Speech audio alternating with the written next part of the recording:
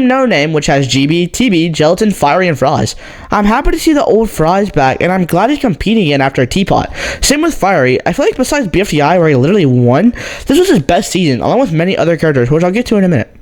But Fiery has a lot of potential in this season, especially since him and Gelatin were some of the best characters in the show, and had a good friendship that Jack and Jovi didn't show in BFB. We get to see them now, so yippee! I don't have much to say about GB or Gelatin. GB is always good, and Gelatin is, well, Gelatin.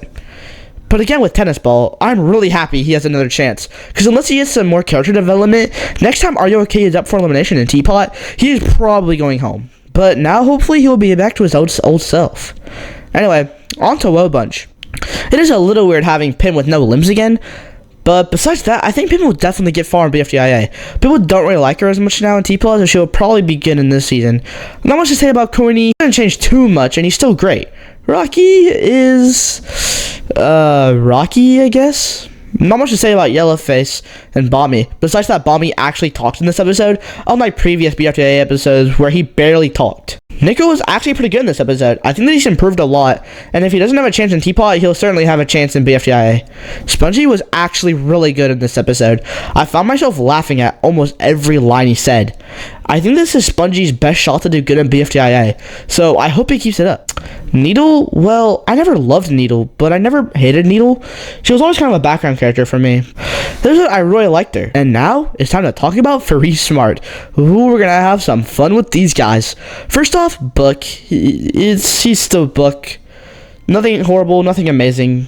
But now, we get to into the good stuff, starting with Ruby. Ruby was absolutely robbed in BFB post-split, being the second eliminated from the half cots, and third eliminated overall. And in BFDIA, people loved Ruby, and she probably had a good shot of making the final 5, or maybe even winning. I, for one, am super excited to see what Ruby is going to do. Anyway, next we have Ice Cube. I think people are still disappointed with Ice Cube's personality at this point, but I liked what I saw of Ice Cube in the BFDIA 6. She didn't do all too much, but she kind of carried her team and made them win.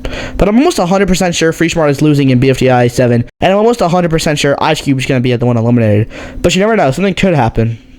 But now, it's time to talk about Pencil! I am pumped to see Pencil back in the game, especially since she had an absolute flop in BFB, being the first eliminated. So I am really happy she gets to compete again, and we'll see some character revival. Well, with the contestants out of the way, it's time to get to the main event. Well, the challenge was to find a cozy little place to live in. First, let's start with a no-name journey, because the two other teams were like together the whole time. But anyway, let's go. First of all, the Fries room rating was pretty good.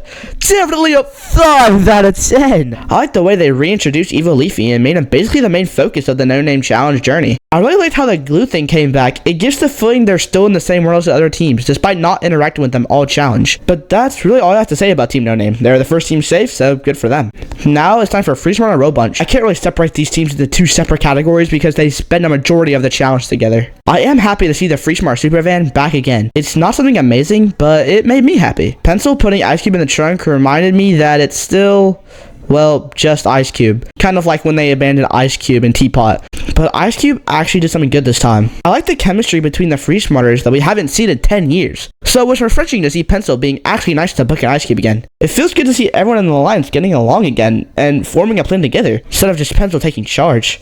Like how everyone in some way had something to do with getting the balloons, even though Pencil technically said it. Moving over to Woe Bunch, at the beginning, when they found the manufacturing plant, Nickel was kind of leading the team, which I really liked. I mean, I loved seeing Nickel have a more serious role, rather than just saying random phrases, which, well, he still does, but it doesn't feel as stupid anymore. I don't know why, but I just find this line from Needle so funny. Who cares if you're adopted, Nickel? It's time for bed! I did find it kind of weird that the cloud was just in the plant. I feel like they could have made a better reason for Woe Bunch to not fall asleep, because if that didn't happen, Freedom would have most definitely lost the challenge, but whatever. Anyway, Needle finds a long pipe and it starts sucking the water out of the room, and the Free Smart super van crashed right into it, causing it to fill with water.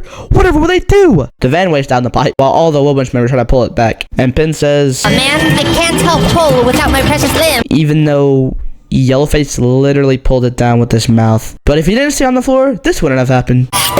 But before that, we have an amazing fight scene that has Pencil fighting Needle, Corny fighting Book, and Bomby fighting Ruby. Honestly, I wish we saw more of this fight, but it only lasted a few seconds, then I find it kind of weird that Corny and Needle don't believe in Evil Leafy, since one of their team members, Spongy, was literally possessed by him before he was on their team. But whatever, Evil Leafy shows up and a bunch of nonsense happens, but then Ice Cube delivers such a dramatic, uplifting, heartwarming line. To be listened to! And then Free Smart wins, and our good friends at Woe Bunch lose. Also, before we get to the end of the video, I want to talk about one more thing. So sleepy. The humor in this episode was amazing. I loved this episode's humor. The video was 30 minutes long, but every funny moment felt fresh and not forced. I feel like Carrie does a lot better writing a goofy show like this instead of a more serious show like Teapot, like he's been doing. So I'm really excited to see how this show turns out. Well, in conclusion, I would say this episode was very good, and in my honest opinion, the best Jack and Jellyfy video this year. I'll give it a 10 out of 10. But guys, if you enjoyed this video, like and subscribe. I'm trying to hit 200 subs by the end of the year, so every little bit helps. Also, tell me if you want to see more stuff like this from me. Any sort of feedback is really appreciated, guys. But anyway, goodbye.